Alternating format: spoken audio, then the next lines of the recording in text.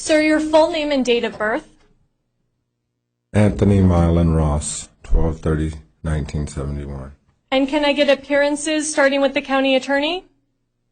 Kirsten Valenzuela on behalf of the state. Thank you. Gerald Bradley and Amy Kalman representing Mr. Ross. And you guys will be appointed not just for the IA, but for the case? That's correct. Okay. Sir, you are here on a number of counts. I'm going to read them off, and then I do want to address probable cause on these counts. You are here, sir, on 3 counts of murder in the first degree, Class 1 felonies, 19 counts of aggravated assault on officers, Class 5 felonies, 2 counts of aggravated assault, Class 6 felonies, and 1 count of discharge of a firearm in the city limits, a Class 6 felony. I'll start with the county attorney. Do you want to be heard on any probable cause issues on any of these counts? Judge, I just wanted to double check. Did you say that the aggravated assault on the police officers were Class 5 felonies? I did, and that should be changed now that you're saying that, correct? Yes, Judge. I believe they should be Class 2 felonies. Thank you. So while we're getting that changed, do you want to address then probable cause? Yes, Judge. Would you like me to also make my request for the release conditions at the same time? Let's just start with probable cause at this time. All right. Well, for probable cause, the police some actually were nearby and heard shots fired, as well as receiving calls of shots fired at about 15:45 hours. Witnesses saw this suspect, Anthony, later identified as Anthony Ross, running through the complex and shooting the first female victim, adult female victim, multiple times, and then going through her pocket, going back into his apartment, and then they heard a couple more gunshots. Officers responded and spoke with him. They began negotiations with him. He indicated that originally that he had shot his children, or killed his children, not sure the exact words, but then later said he had them tied up. They negotiated unsuccessfully for several hours and eventually sent a robot in to try to check on the welfare of the children, and the robot made it to the second floor of the third floor, or three-story apartment, and saw the 10-month-old victim clearly deceased, laying on the floor, a female victim, and then they decided to make entry from adjoining apartments. And as they were attempting to make entry to try to check on the welfare of the other child that they had been told was in there, Mr. Ross opened fire on them, and an adult male officer was shot in the shoulder by the defendant's fire. He was evacuated from the apartment. The other officers, there were 19 of them, trying to make entry either on both sides or in front of Mr. Ross's apartment when he was firing at them, and he knew based on the negotiations that it was police officers coming, and they were all wearing SAU uniforms and making announcements at the time. When the officers eventually were able to check the children, they were both deceased, so there were 3 deceased individuals. The witnesses, the civilian witnesses, victims that saw him, an adult male and adult female, saw him going through the original adult female deceased outside her pocket. They asked if she was all right, and he raised his gun and pointed it at them and said, "No, she's not," and made other comments to them where they feared for their safety, and they fled the scene as well. I want to go back to the aggravated assault on the officers, the 19 counts there. So you did say that there were 19 officers attempting to make entry at that time. Does the state have any information as to approximately how many shots were fired at that time? I know you indicated that 1 officer was hit, but do you have any information at that time as to how many shots were fired approximately? Judge, they're still doing the scene because of the fact that they eventually had to deploy gas canisters, and then the suspect gave up and came out, and he was taken into custody. They had fragments of bullets outside in front of the apartment complex, multiple fragments out there. They had fragments inside, and there was multiple casings, both from officers who returned fire on the suspect and from the suspect. However, because it is such a large scene with 3 floors and 3 deceased individuals, at this time the scene agents have not finished the count of how many casings there are, but there were multiple shots fired, not just one. And they were breaching the apartment. I don't know if I was clear. They were breaching it. They actually cut holes in the walls of the adjoining apartments and were breaching those walls to try to get into where he was at in his apartment. Okay.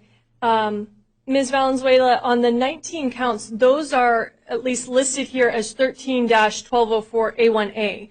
So I understand that the A1 or A2 section is a Class 2 felony, but these are charged differently than that. So I believe that those are going to run as Class 5 felonies. Okay, well, I apologize. I don't have the sheet that you have was not sent to me. All I have is the factual summary from the police, so I apologize for that. And that is what the police submitted him on, but I can tell you that wasn't their intent. Okay. So I think it's an error that they need to come correct. Okay. Anything else that you want to add in terms of probable cause at this time?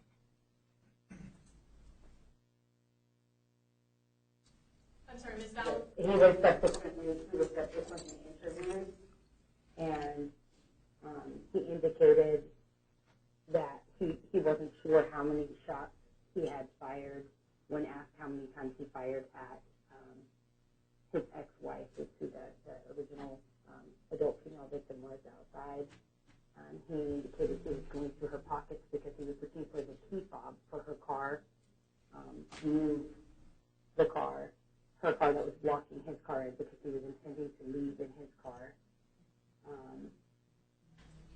He indicated he got his gun from his kitchen area. He had consumed some alcohol prior to this all occurring. And he had engaged in a conversation with her in which she was discussing their marital relationship and trying to go to therapy. And she made a statement to him that caused him to snap, and that's when he went inside and got the gun. Other than that, I don't have anything else to add at this time. Thank you. Do you want to be heard on probable cause? No, Your Honor. Okay.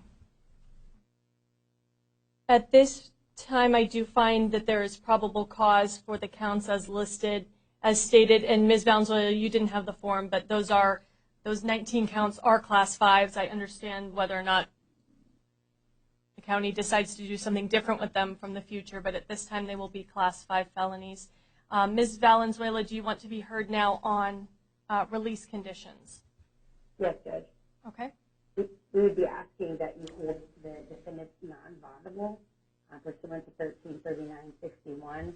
We believe that the proof is evident and the presumption is great that he is guilty of 3 counts of first-degree murder. And at this time, as the charges is, you have submitted aggravated assault on the 2 victims who approached him when the first original victim was down on the ground. Pursuant to 1351, F, he had multiple murders and multiple other serious felonies based on the ones that you have as charged, not even talking about the 19 Class 5s as you have them right now. And the 2 of the victims were under the age of 15, and he was the parent of the 2 victims, and they were, because of their size, unable to defend themselves and was senseless. So he has multiple different aggravating factors where the proof is evident and the presumption is great that this would be a capital offense. And because of that, we would ask that he be held non-bondable. You wish to be heard on release conditions? Judge, is the theory that it's a DCAC count, is that one of the reasons she's asking for the case to be non-bondable? Ms. Valenzuela, the question posed is whether or not the theory is that these are DCAC from the defense counsel. No, the 133961 reads that a person who is in custody shall not be admitted to bail if the proof is evident or the presumption great that the person is guilty of the offense charged, and the offense charged is one of the following. And then subsection 1 says a capital offense. And when you go to 13751, which defines, that's the capital statute in Arizona, 13751F talks about the aggravators. He has multiple serious offenses, which is one aggravator. 2 of the victims were children, which is another aggravator. He has multiple murders, and it was especially heinous, cruelly depraved, the class of the F6 because of the fact that he was a parental relationship, and the children, it was a senseless murder, and the children were unable to defend themselves based on their size. So because it is a evident presumption great that it will be a capital offense, that is why we're asking it to be non-bondable, not because there's an AC charge. Ms. Valenzuela, I believe you mentioned that one was a 10-month-old. What was the age of the other child victim? 11 years old. And you did say 10 months old? That's correct. Okay. Mr. Bradley? Judge, we're certainly not stipulating to any of that, but we don't want to address it at this time. It may need to be addressed later. Having just been appointed, we're operating with not a whole lot of information.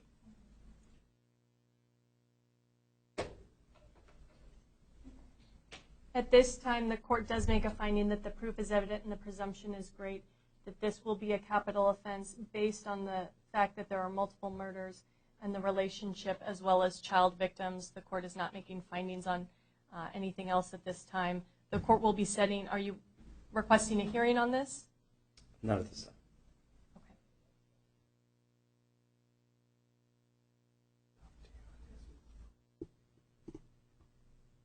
One moment.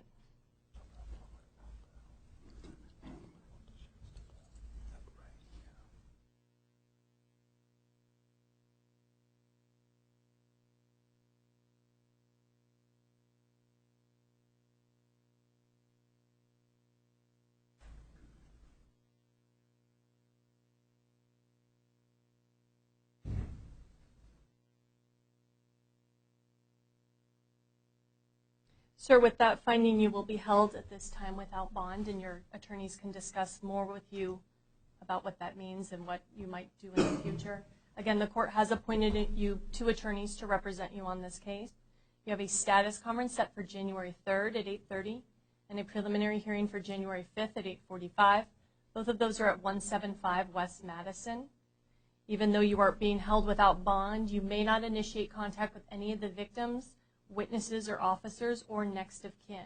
That includes no calling from the jails, no sending postcards from the jails, and no third-party contact. You can't contact someone and ask them to contact any of those people on your behalf. Mr. Ross, do you have any questions about any of that? No. Is there anything else we need to address at this time, Ms. Valenzuela? No, Judge. Anything else from defense counsel? No, Your Honor. Okay, we stand in recess on this. Please step to the right and sign for your paperwork. Ms. Valenzuela, thank you.